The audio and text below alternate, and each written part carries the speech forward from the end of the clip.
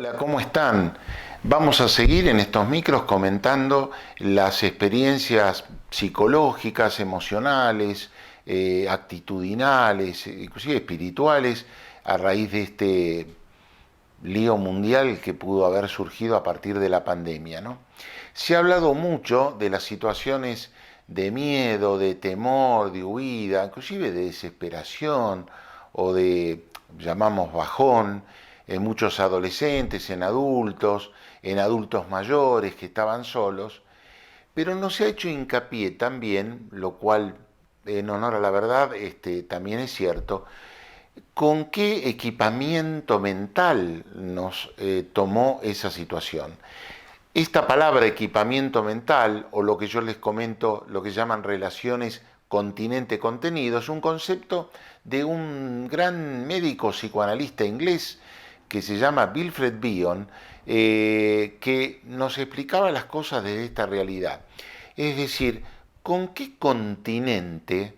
Imagínense la imagen de un recipiente, no vamos a dar sobre eso muchas vueltas, entramos desde el punto de vista mental en la pandemia. Es decir, ¿cómo estábamos?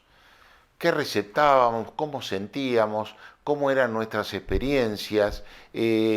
¿Cómo observamos o aprendíamos de la realidad? Y, digamos, cuando uno tiene un continente con una cierta receptividad, podemos decir, y salud, los contenidos de vida, es decir, lo que nos pasa, evidentemente es una buena pareja. A mejor continente, en general, mejor experiencias de vida, inclusive con todas las cosas que puedan pasar. Esta es una cuestión importante, que la relación continente-contenido, es decir, desde dónde receptamos, qué es lo que nos pasa. Por eso es que si una persona entró fóbica, huidiza, muy temerosa, obsesiva, a la pandemia, se imaginan la vivencia mucho más compleja y difícil que vivió. O puede ser que la situación lo haya tomado en un continente un poquito más resquebrajado, ¿no? Eso también pudo haber surgido. Entonces las experiencias son más duras, más feas. Ahora, aquella persona que entró con un continente más relajado en ese punto, vivió las cosas con mayor soporte mental o con mayor posibilidades de poder pensar lo que estaba pasando en la realidad. El segundo concepto y último que quiero comentarles hoy, más que concepto, una experiencia, que es la capacidad de estar solo. Una gran experiencia que comentó otro gran médico, en este caso pediatra y psicoanalista inglés, que se llamaba Donald Winnicott, donde él ya en el año 58 nos explicaba la importancia de que un bebé aprenda a estar solo. Hay muchas experiencias sobre esto.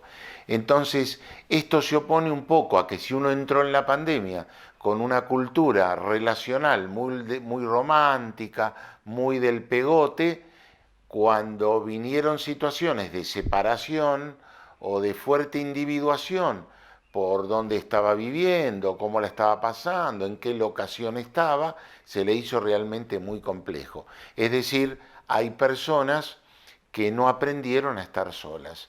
Y esto no es lo mismo que un individualismo, es una capacidad mental que es estructural en la vida humana. Es decir, ¿estamos trabajando? Sí, estamos con otros, pero también estamos solos.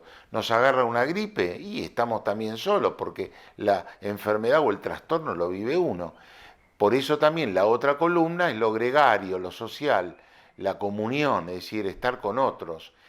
Estas dos columnas, no una sola, que es estar con otros, sino saber estar con uno mismo, son centrales para sostener la vida.